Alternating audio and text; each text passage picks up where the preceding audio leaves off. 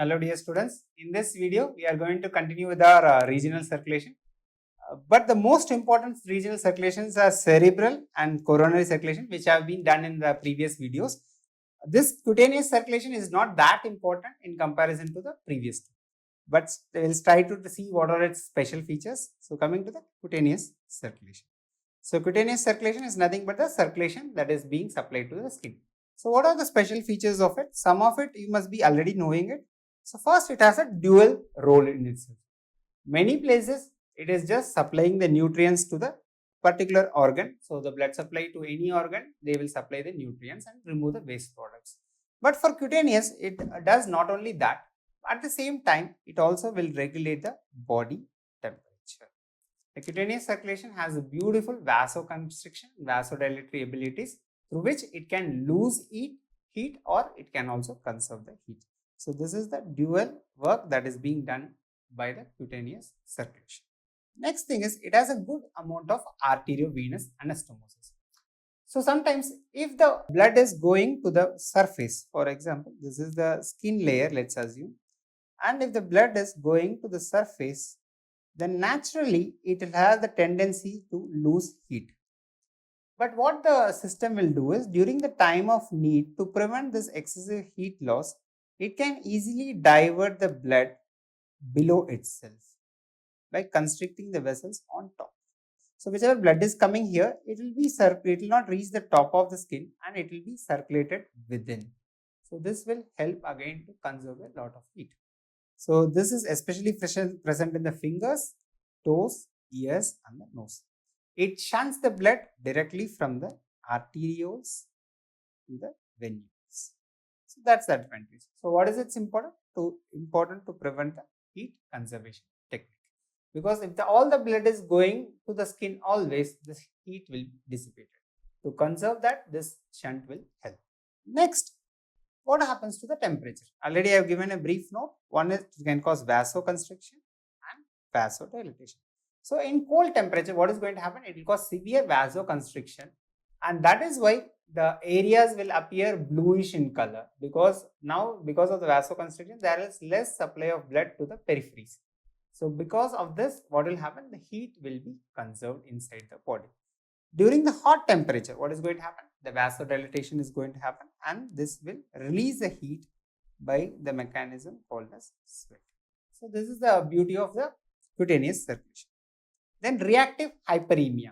Suppose for example, you press the skin and then try to release it. What is going to happen? It will become red. Why this is happening is because of the blanching mechanism, and there are some local reactions which is going to happen in that area and it will cause a mild vasodilatation with the help of local metabolites that is produced, and this is called as reactive hyperemia. And one beauty about the cutaneous circulation is it has only sympathetic innervation.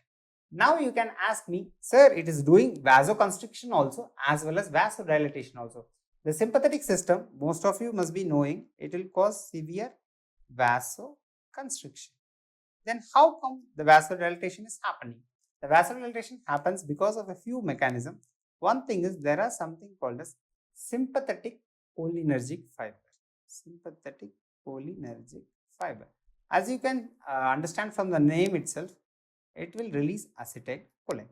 If acetylcholine is released, what is going to happen? It is going to cause vasodilation. Another mechanism by which vasodilatation happens in the skin is nothing but with the help of local metabolites. Local metabolites like lactic acid, substance P, all of them can cause vaso. So this is again a specific feature of the cutaneous circulation. Next, coming to the blood flow changes. The blood flow at baseline to the skin is very minimal. It is just 0.25 ml per 100 gram of the tissue. It can go up to 1 ml per 100 gram of the tissue at baseline. But just in case if we are doing an activity, so what will happen? There will be excessive sweating. How this excessive sweating is happening is because now there will be huge amount of blood supply to the skin. It can increase up to 7 to 8 ml per 100 gram per minute.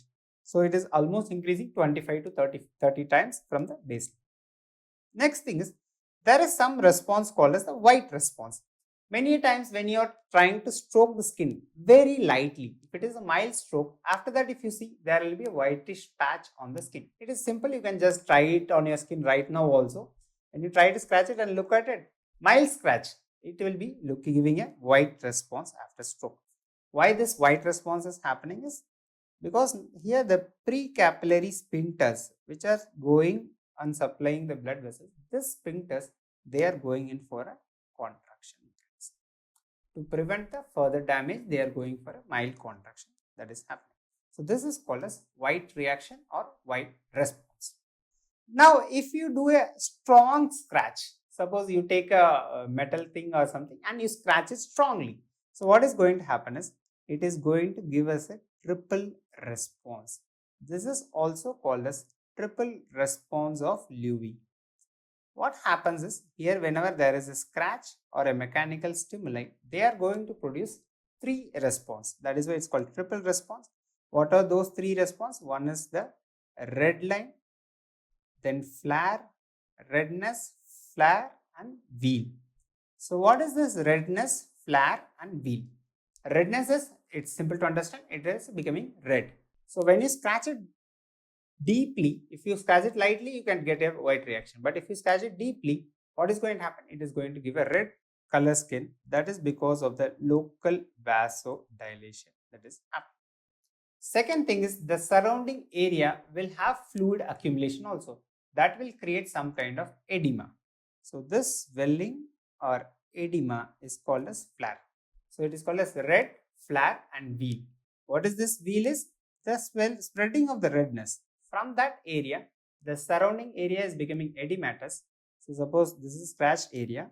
So initially this scratched area will become red and the surrounding area will have some kind of fluid leak causing the edema, and after that, naturally, because of the extensive vasodilatation, this area of redness, it is going to spread. So that process is called as the wheal. So this spreading of redness after the release of substance P and another local metabolites is called as the wheal. So what is triple response? Triple response is nothing but red, flare, wheal response. So this is a diagrammatic representation.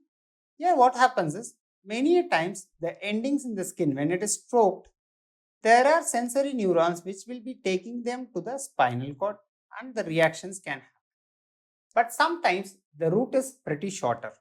So whenever there is a skin scratch, it does not necessarily have to go to the spinal cord level itself. It can give immediate fibers like this and cause a reaction. So it can go to the spinal cord and it can come back also. That is one way to do it. And it can immediately cause this second reaction also. And finally, they will go to the nearby end arterioles and cause their vasodilatation. This level of response, which is happening at the spinal cord level or at a local circuit, is called as axon reflex. So why is this wheal, flare and everything happening? One is the axon reflex. Second thing is, there is local. So because of these two things, the triple response of Levy is happening. I hope it's clear. Thank you for watching the video. Stay tuned for more such videos. Thank you so much.